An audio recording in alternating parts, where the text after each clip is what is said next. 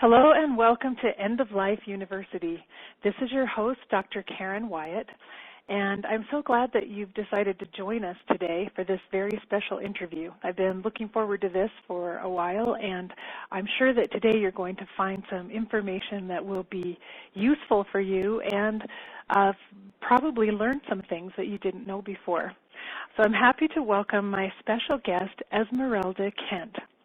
Esmeralda began working in California's first green cemetery, Fernwood, in 2004, after a lifetime in show business as a singer and costume designer. As a result of the death of her parents, her Buddhist practice, the AIDS epidemic, and most importantly, the influence of the TV show 6 Feet Under, she changed her career to be of service to people and pioneered some of the very first green funeral services in the USA while working at Fernwood. In 2005, she designed and created a secular burial shroud in order to meet the needs of families desiring green burial. The first prototype of this shroud was purchased by and debuted in the same popular HBO series that had already been an influence on Esmeralda's career path, 6 Feet Under. In that same year, she launched her company, Kinkaraco, Green Burial Products, and began selling shrouds directly to the public online while she continued working at Fernwood conducting green burials. Esmeralda has been featured in Business Week magazine.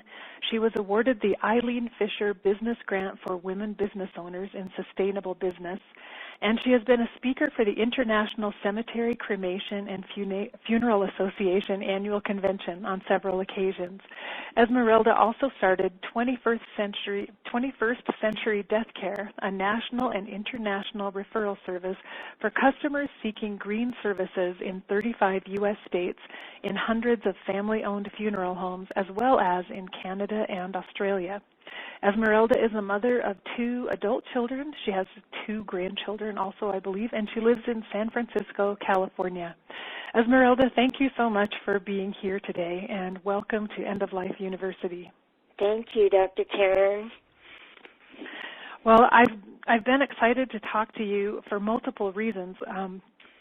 One is because of just the mention of 6 Feet Under, that HBO series, which I was an avid fan of that series when it was on, and so I was really interested to hear about the fact that it had an influence on you changing your career path. And I was wondering if you would just tell us a little bit more about that, about 10 years ago when you decided to change directions. Well, at the time, I was designing costumes primarily for television commercials and independent films, and it was getting progressively more and more meaningless to me. Not financially, I mean, it was a lucrative profession, but it just had no meaning. And as a result of being through the AIDS plague, which was kind of like being in Vietnam, because of being in the arts, so many of the people, the choreographers, the set designers, photographers, so many people I knew that died before they were even 35 years old. I mean, it was just horrifying. Really great talents. In fact, I wonder what our world would look like today had it not been for AIDS, and so many incredibly talented people left. But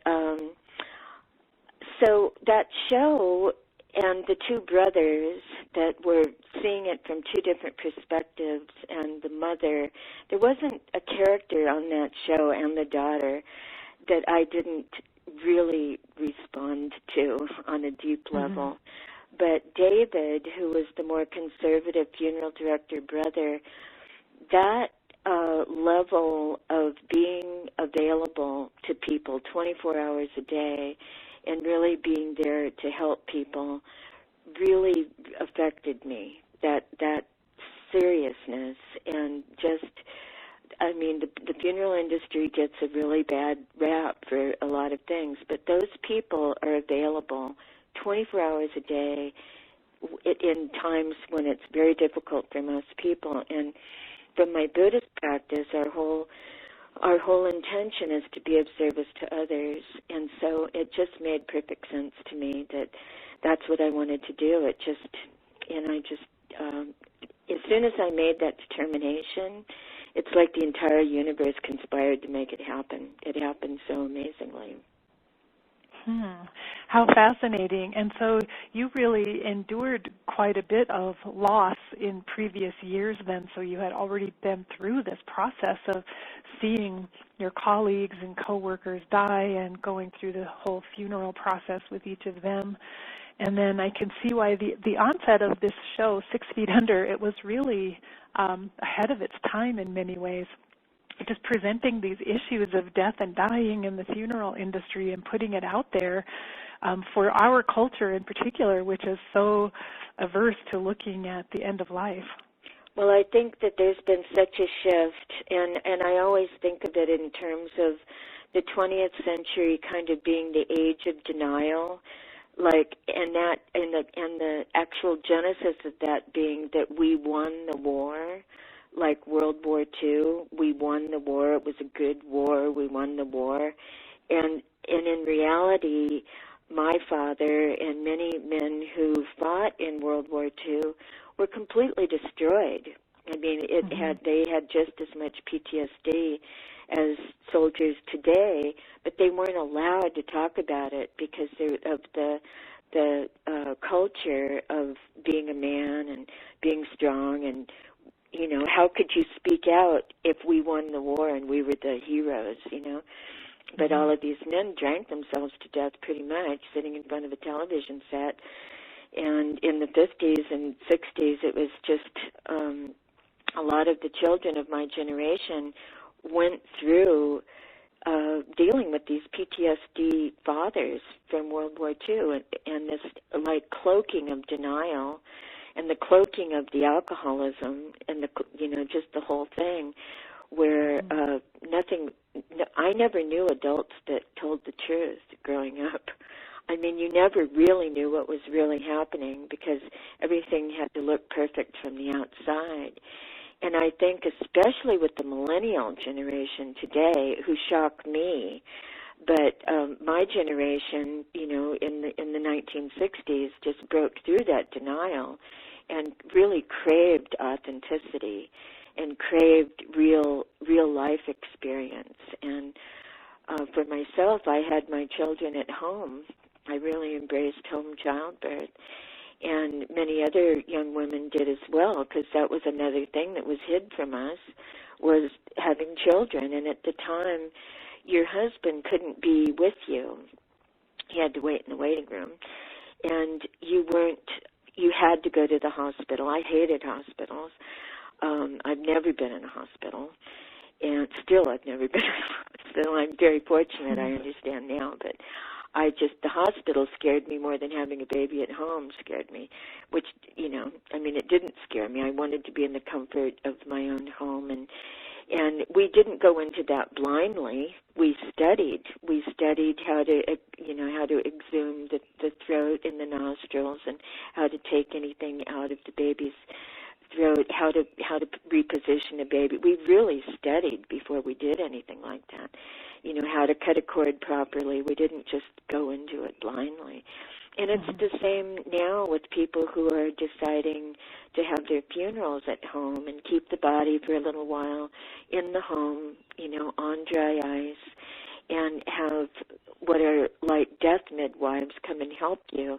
And people bring casseroles like they used to do, or bring food, and then the family take the deceased, or have a funeral home that they're in collaboration with come and take the body then.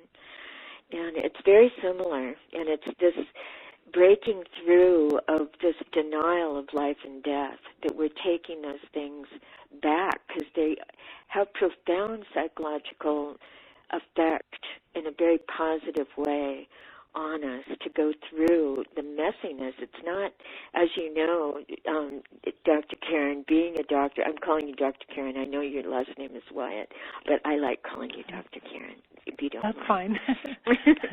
So you know that death and birth are both very messy. You know, they're not these clean, pristine things, and that's another thing 6 Feet Under showed. They showed the effects of embalming and the drainage system and the backup and what comes out of a body and what the embalming process looks like. And, you know, it's not this clean, hyper-hygienic, sterile situation. We come into the world rather violently and sometimes leave it rather violently. And it takes a lot of compassion to really be there for people in that time, and for both the child and for the mother. And in death, the same things. Being there, of course, the person who passes, it's almost like labor when you're with a person who's dying of a terminal illness. It reminds me so much of being with women in labor. It's just a labor going the other direction. They're transitioning out of this realm instead of into it. And then you're comforting the family, you're comforting those that are left behind. But the whole process is very similar, except one is a lot more joyous and one often is a lot more sad because we're attached to the people and we don't want to leave them. And they don't want to leave us. So 10 years ago, you were working at Fernwood, and it sounds like you were helping to plan green burials and green funerals for the people who came to Fernwood Cemetery. Is that what you were doing? Yes, we were making it up as we went along, and the young man that purchased the cemetery had come from an old cemetery family. He grew up in it, and actually 6 Feet Under is very similar to his life in some ways, growing up in a funeral family. And he actually consulted on that show. But he didn't hire anyone that had ever worked in the industry before because he wanted everything to be fresh. He wanted everybody to have new ideas and not bring with them the baggage of years and years of funeral service. So for myself as a creative person, it was incredible because we were allowed to do and come up with whatever we could think of, and he would, of course, let us know if it was legal, and that was his criteria, is as long as it's legal, we're doing it. And so people were allowed to tell us what they wanted. And there were wild services, I'm telling you. I mean, there was one service that it was gypsies. They were Muslim gypsies, and they were phenomenal. I don't know what country they came from. They drove really big, long cars, like big Cadillacs. And the men had, like, tattooed hands. One man had tattooed lace gloves on his hands. I'll never forget that. And we had accidentally put the sister who had passed in the grave with her head in the wrong direction. And this man jumped in the grave and flipped his sister around so that she would be observing. It was just, I mean, things like that. I always thought 6 Feet Under had the best writers in the world. And I still do, but I didn't realize that's what every funeral service is like. Like every funeral service is like a new episode. Phenomenal. How fascinating. And so what made you, what inspired you with the idea to create a shroud? Well, at the time, the only people that used shrouds were Muslims and Jews.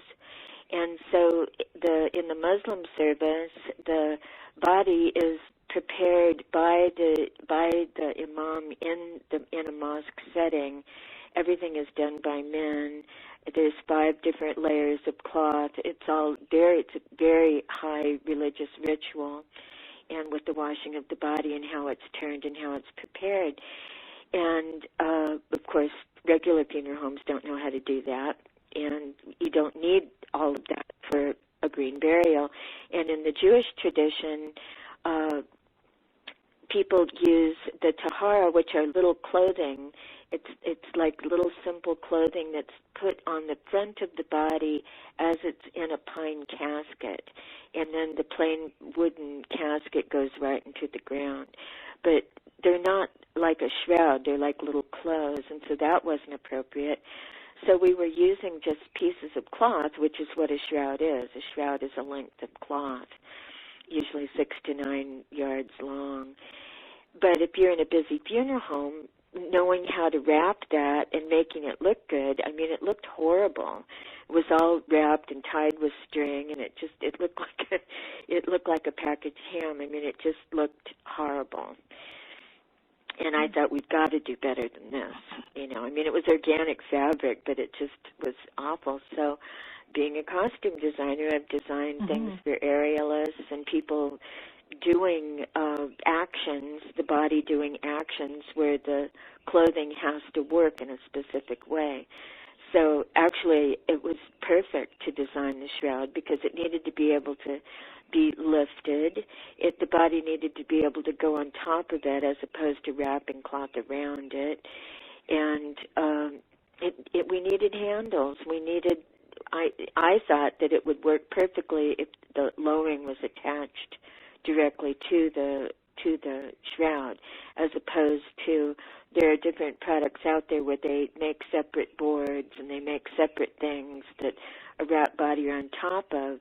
But when you use those, the body shifts around a lot. And I worked not just at Fernwood, but I worked at a traditional cemetery as well. And the last thing you ever want is for there to be anything that goes wrong while you're lowering. And I've seen handles fall off of cheap caskets. I've seen things like that happen, and it's horrifying to me. So I wanted to make something that was so strong and so utilitarian that it just worked perfectly. And in my opinion, our shroud is the perfect thing for green burial. It's balanced perfectly. It's all connected, so that 4 women could lower their friend.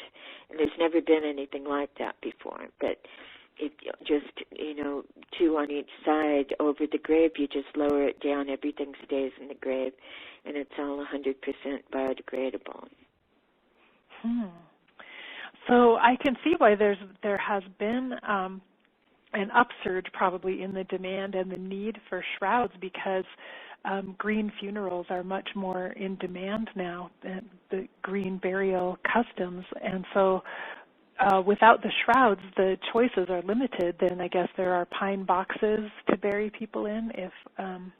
Yes, and one of the other things that has become, which we carried at Fernwood 10 years ago, are these baskets that are made in China and other Asian countries, sometimes called basket caskets, and they're woven of either seagrass or willow. They're very pretty. The reason that I'm not interested in them is, and we don't carry them, is because they're big. You have to have a place to store them. I mean, shrouds are like towels. You can fold them and stack them, and they take up no space. And our shrouds come with 2 different back designs. Back number 1 is that infinity, we call it the infinity lowering, which has a board in it. And so even when that is all prepared and ready to ship, it's about the size of a child's set of golf clubs. It really takes up no space at all. And to me, in the 21st century, right now someone can order a shroud for their mother in Los Angeles, and we can ship it to them. She can put it in her suitcase and fly to Florida and take it to her mother's funeral. It's completely light, completely portable, and totally biodegradable.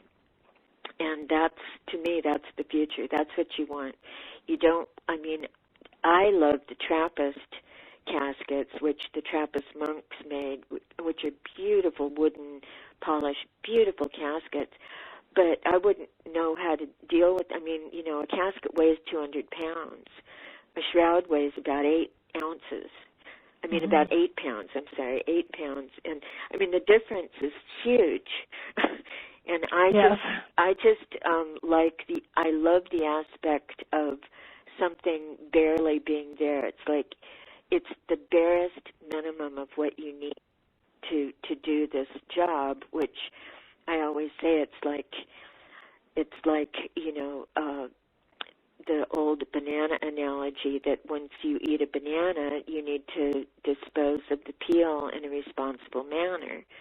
You could inject it with preservatives and put it in a metal box and then put that box inside another box and then bury that box in the ground. But that banana peel is still going to decompose because that's the nature of a banana peel. And so in this age of the end of denial, the 21st century, we know that that's the nature of the human body. The human body's nature is to decompose. And so rather than pretending like this person's asleep and putting all the makeup on them and dressing them in their Sunday suit, to me it's as absurd as a newborn baby being born and putting makeup on the baby and putting the baby in a business suit. It's ludicrous to even think of, but basically that's what people do in burial. That's what they've been doing, is making these people look like they're asleep, which is not the case. They're not here anymore. Mm-hmm. So with the child, where you wash them gently and wrap them in a clean blanket, to me that's what shrouding is. It's like cleansing the body. You put that body the way it came in, without any clothing, wrapped in this shroud in the ground, and it decomposes really rapidly. So it's the difference between eternal preservation and rapid decomposition. That's the difference between the 20th century and the 21st century from my mind. That's how I see it.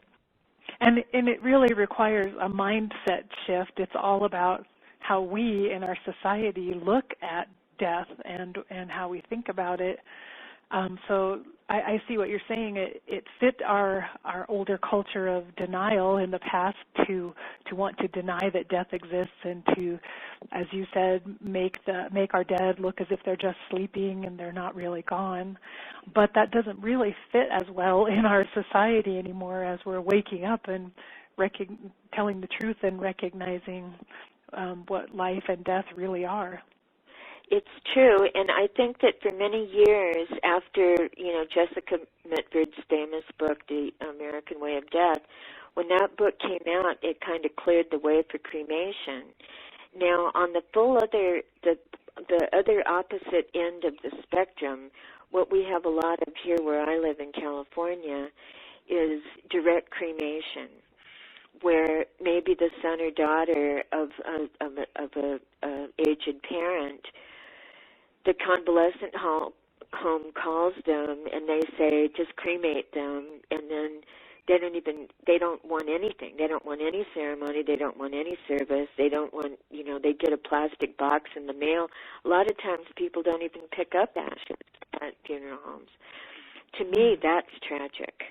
The cynicism on the way other end of doing absolutely no ceremony is as psychologically debilitating as being so removed from death and at least having the ritual of the viewing and having the ritual of a traditional funeral, even though it's all filled with waste and denial, is still somewhat psychologically more stabilizing for the family than this extreme cynicism of not having anything to do with it.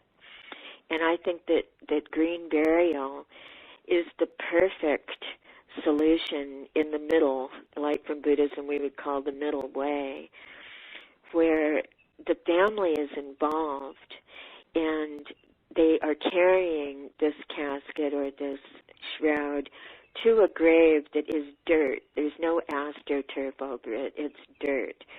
And lowering that body into the ground. In a shroud, you can see that it's a body. It's the contour of a body. There's no denial that you're putting a body in cloth in the ground and then putting dirt directly on top of that. And in a lot of green funerals, in green burial, the whole family is involved. So maybe there's two brothers that haven't spoken in 20 years, along with their sons and their daughters, and they're covering this grave together, and it's incredibly healing. I've had families call me from the cemetery to tell me how beautiful the experience was in the cemetery. I mean, that just amazes me that they would be so elevated that they want to share that at that moment, but that happens, and people have an absolutely transformative experience. Now, I have to say that this isn't about conversion of someone that has deeply held beliefs, and I have all the respect in the world of any way that people feel intuitively how to take care of their family at the time of death. And we have made a range of shrouds for every single type of interment, including shrouds for inside caskets, traditional caskets, cremation, anything. I wanted to ask you about that because I saw that on your website, about how would one use a shroud inside a casket, inside a traditional casket? Well, sometimes people have been really disfigured in accidents, or we've had people buy the shroud. I didn't know that, but funeral directors have told me we had your silk cremation shrouds on display, and the family wanted to buy it for inside a metal casket for a traditional funeral because they thought it was so pretty. It's where they're not doing a viewing. Maybe they've even put an embalmed body in the shroud, but it's not up to me. That's none of my business. Like after the family purchases the shroud, they can do whatever they want to do with it, and whatever they want to do is perfectly perfect as far as I'm concerned.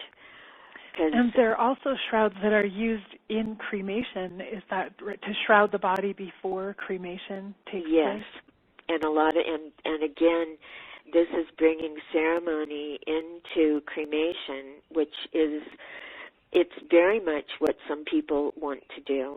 I will probably be cremated, even though I've been involved in green burial because of my Buddhist practice, and it's what I'm drawn towards.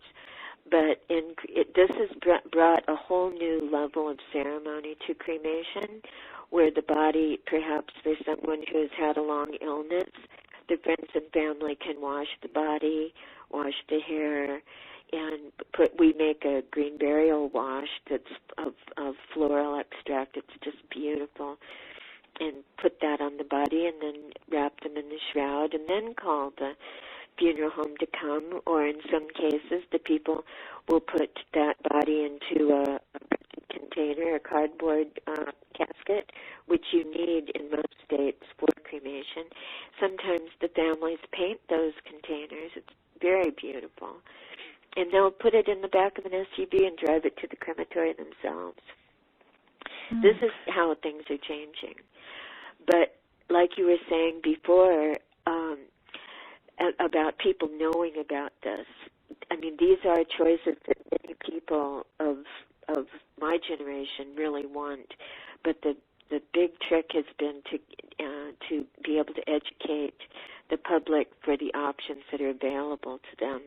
And the funeral industry is a business, and so they haven't wanted to stick their neck out too far for many years to really go out to carry all these products if nobody's asking for them. That was their criteria, is like nobody's asking. But there are funeral homes that really saw this as being something they knew people would want, and those are the people in our network. Those are the people who've gotten in touch with me since 2008, since that article in Business Week came out. And we we know how serious they are. We know that they've taken great risk and that they've even gotten scrutiny from their colleagues for going out in this direction. And we really, really respect and promote these people because they're fantastic. There's wonderful funeral professionals out there to help people if you know how to find them. Mm-hmm. So a family, say if a family were caring for a loved one at home and maybe had hospice services involved, they could order a shroud and have it available on hand to use at the time of death, and then the family could prepare the body at home, wrap the body in the shroud, and create their own ritual around that, even if they're having a traditional burial or cremation or a green burial. For any of those options, exactly, the shroud could be used. Okay. People purchase the shrouds exactly pre-need situation all the time, which is again is something that you cannot do with a casket. I mean, to have a big wooden or big basket casket in the living room is not it's just not the same. Even though I know that I'm not trying to discourage people from that if that's what to do, but it's much different to have a shroud that you can lie on the bed and with the same way that we move, roll people when you're hospital care, you can wash them and then roll them right onto the shroud and have the person and be helping with the shrouding process. Which I had one man who actually was a famous musician who didn't want to be taken out of the house in a plastic body bag, and he had found our products online and told his sister, I want this, and I want to be taken out, in 100% white linen shroud. I don't want to be taken out in a body bag. And I have people that order shrouds on their hospice bed, dying in hospice, who have their laptop and order their own shrouds. And, these people are incredibly courageous. And gives me chills every time I think about it. And they a lot of times are taking care of their families who are really having a hard time emotionally. And these people are just they're so beautiful, and they just are guiding the family on how to do it, what they want, and how to do it, and calming them down, and don't be scared, and it's all going to be fine. And it's amazing. And yeah. I know on your website, I read a page that talks about how to prepare a body, and not that it's complicated or anything, but I think that the fact that you kind of have step-by-step instructions could be reassuring to a family, because I could just imagine a family feeling a little overwhelmed and thinking, we don't know what to do, how do we do this? And I was wondering you already did refer to it a bit, but if you'd kind of just simply talk through what would one do for their loved one who had just passed away in order to prepare the body? Well, now this is what I believe. This is what came to me. Actually, my mother, I got the call my mother was dying, and I rushed to the convalescent hospital on an airplane, and she actually died in my arms. And as soon as she passed, this was way before I had this business or worked in cemeteries or anything, intuitively, I knew what to do.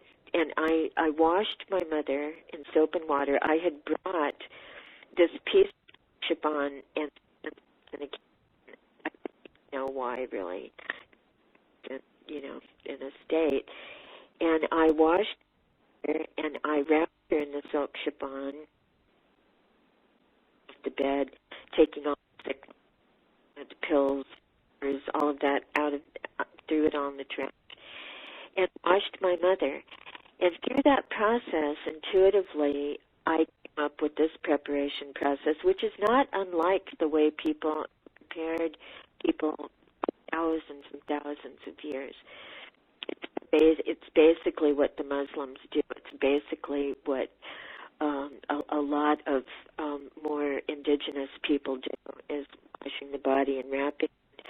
I personally think the Shroud was a product that time that the feeling of came into the early man or woman. It was probably a woman, wrapped a animal, someone who had fallen to them.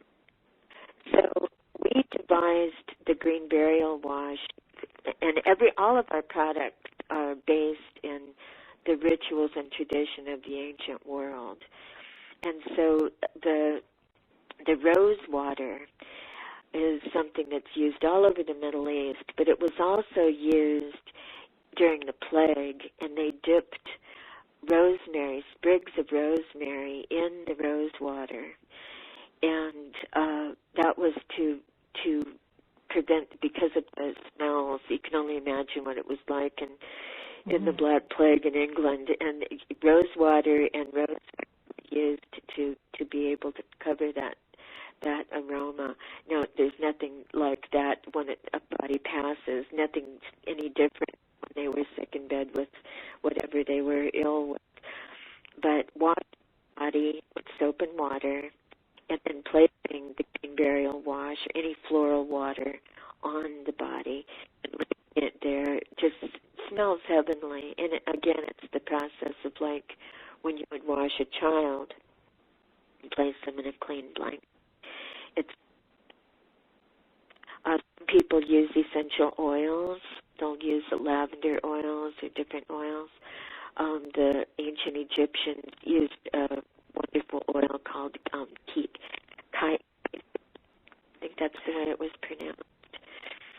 And I really believe in honoring the ancient world, because I think that it's always what. That's why I think that entombment, there's basically three types of there's Esmeralda, yeah, you're breaking up a little bit. I'm not sure if you're on a cell phone or. Oh, I'm not on a cell phone. I'll move to a different spot. Okay. Is this better? Yes, this sounds better. If you could just repeat what you were saying about there are three types of. Well, from the beginning of time, there's basically three types of ways to prepare the dead. There is entombment, and embalming is part of that, and mummification, and incineration. And and what was I talking about before that, Karen? What were we talking about? We were talking about cleaning the body. Yes, and using essential oils. Right, and so the ancient Egyptians, as you know, would prepare the body with unbelievable amounts of herbs. They were masters at mummification, and they actually shrouded every single digit of every finger. They shrouded everything. They shrouded all the cats, all the dogs, all the children. It shrouded everybody that went with a family. It was just crazy in the mummification process with ancient linen, which is a fabric that they invented, and we use linen. The ancient Hindus prepare the body, wrap the body, paint the body, and wrap it in silk, primarily saffron-colored silk. And we actually, our cremation shrouds are called Varanasi, which is the holiest spot in India. It's a charnel ground, which is where it's called a ghat. It's where they cremate, open outdoor cremation, and the bodies are wrapped in saffron silk, and our cremation shrouds are made of both white and saffron silk. So we bring these ancient practices into everything that we do by honoring what went before. You'll never see like a calico gingham shroud, or that isn't part of our aesthetic. our aesthetic has to do with the ancient world and the traditional world, and it's coming from a spiritual motivation. Mm-hmm. Well, I wanted to go back a little bit to comment on, you were talking about a natural burial where the family themselves lower the body, like a shrouded body, into the plot and replace the dirt on top of the body. And I just rewatched the last episode of 6 Feet Under, in which that was your shroud in that scene. Yes. During that funeral, and it was so moving, and I understand exactly what you're saying. I've never seen an actual burial like that, but to see the family members involved in carrying the body and transporting the body into the grave, and then when the brother's shoveling the dirt in and just sobbing and crying, you can just see him releasing his grief, and he has a physical way of letting it out. And it was just such a powerful scene. And I would encourage any listeners, actually, to go back and watch that episode if you can. Episode 10 in Season 5, Episode 10. Yeah, I actually watched it not long ago as well, and of course I was there because I was invited to be there as the green burial expert while they shot that. I can't tell you how exciting that was, but they made it look really difficult, and it's not nearly as difficult as they made it look. I mean, there were handles for carrying it, but they didn't carry it by the handles.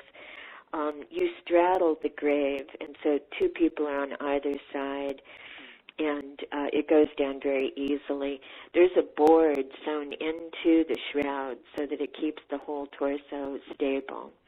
Mm-hmm. And that shroud had a 195-pound crash test dummy in it that they were lowering.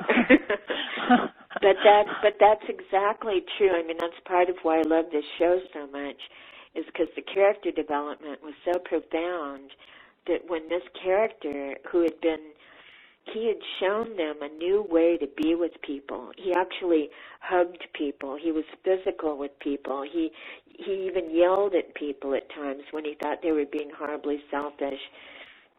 That character in the show was so beloved by so many people that when they did bury him, it meant so much, and that they were able to capture that feeling of what it is like for the little sister, what it is like for the mother, what it is like for the brother and the wife. It's transitory. It's just absolutely transitory to all be involved in that together. And there's closure, real closure on a deep psychological level that you just don't get in a direct cremation when you're handed a plastic box. You just don't get it from that, mm-hmm.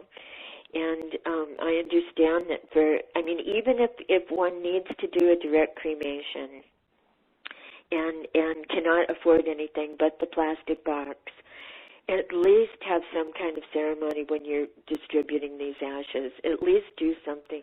There's houses all over America with people sitting with these boxes in their closets or just in their house, And I think that it's really important to have the ceremony of the disposition of the person, in whatever way you do it. Even if with ashes, even if you dig a hole in the backyard and pour the ashes in the backyard, just acknowledging that person. And I just think it's really healing. Mm-hmm. Oh, I agree with you completely. And I know to have a green burial requires a green cemetery, and so that I could see that could be the limiting factor in some areas. And I don't really know how many green cemeteries there are around the country, but well, I know of almost 100. And when I started at Fernwood, there were 3. So wow. I would say green cemeteries are sprouting like mushrooms, and it's not easy to open one.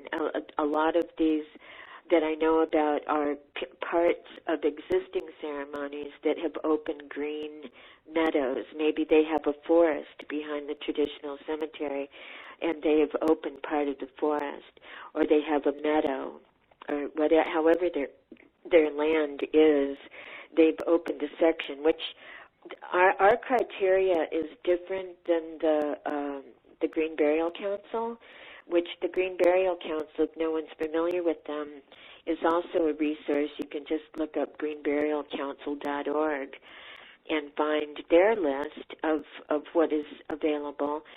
But not every green cemetery is part of the Green Burial Council. There's very strident regulations for certification, which is important, because there's a lot of shenanigans that go on and people calling themselves a green cemetery that really aren't. For our purposes, what I consider and refer people to are places that allow a shroud burial to go directly into the ground with an unembalmed body, and where the family can lower and cover themselves. That's what we're interested in, because that's what we do. And so these are the cemeteries that I can connect a family to. So that, and it's growing glacially, in the big, but there are more all the time, so that now it's not uncommon when a family calls me and they say, well, I think we're going to have to go out of state.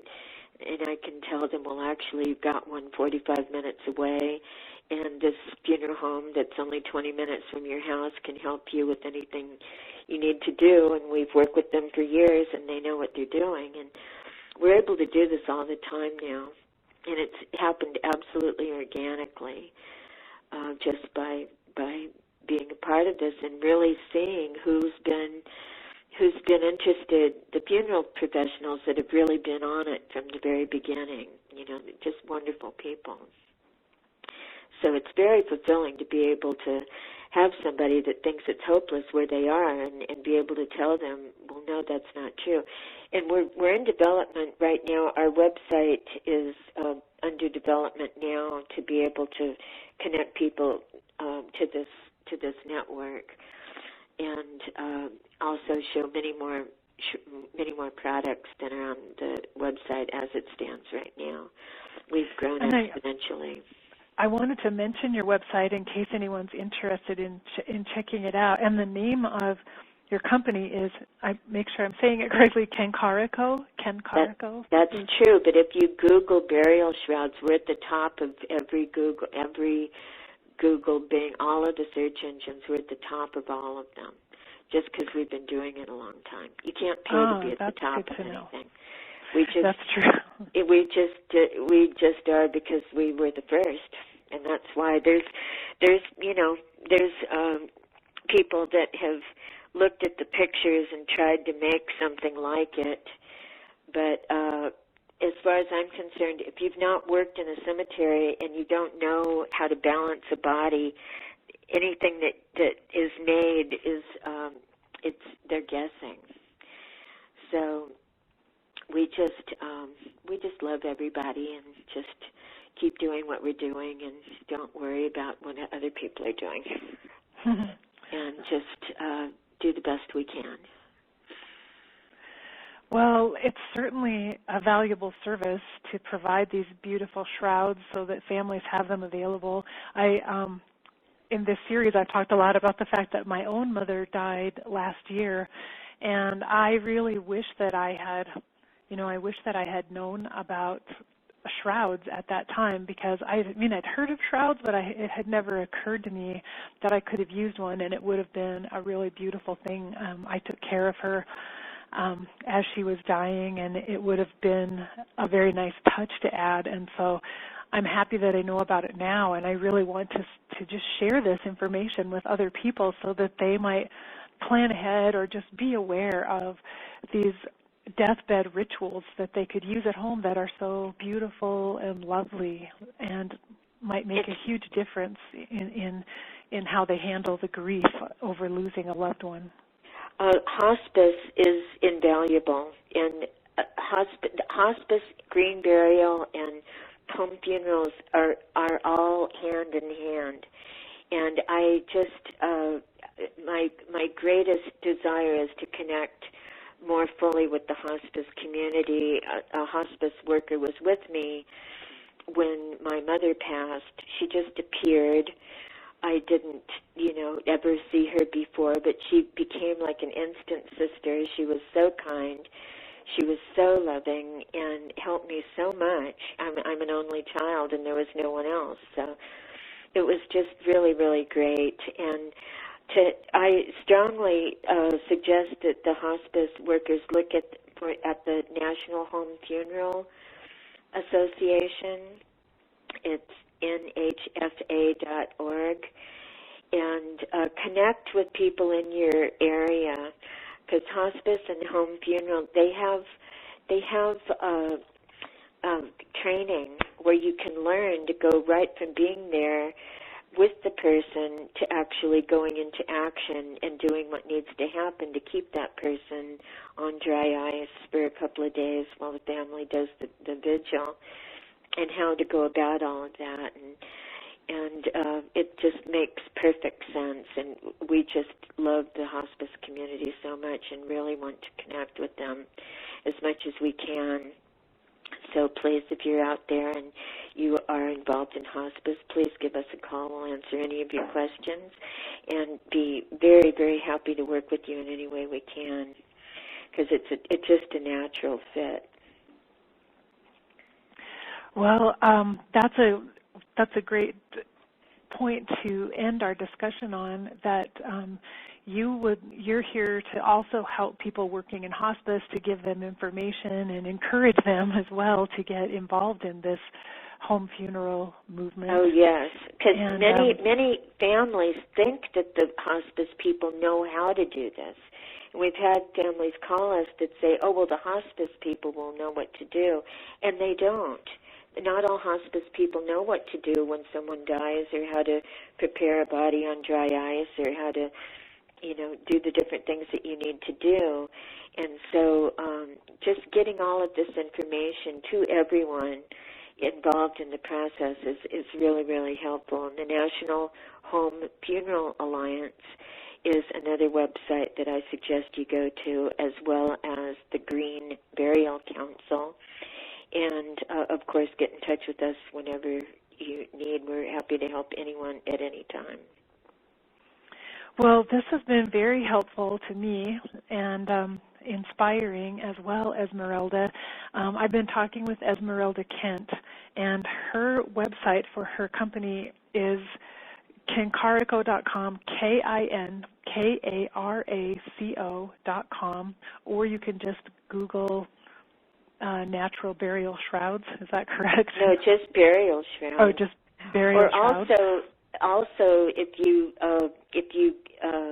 can go to greenburialproducts.com. That goes to the same place.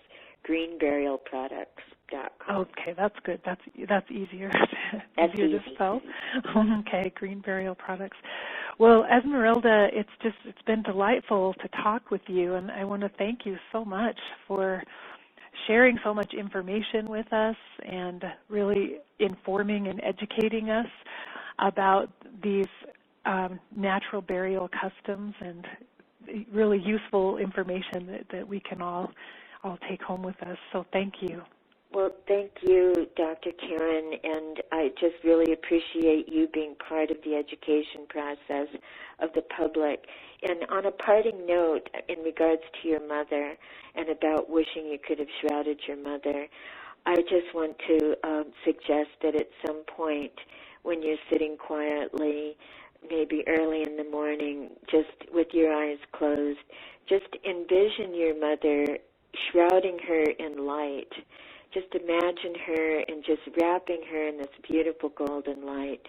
And you can shroud her in your imagination in a way that's really meaningful to her now that she's in a place where she's not physical. Oh, that's beautiful.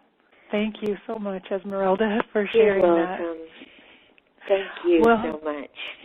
Oh, you're welcome. And I want to thank all of our listeners today for tuning in to End of Life University seminar series. And remember, there's new interviews the second and fourth Thursdays of every month. So be sure and stay tuned and refer your colleagues and friends to join us in these conversations about the end of life.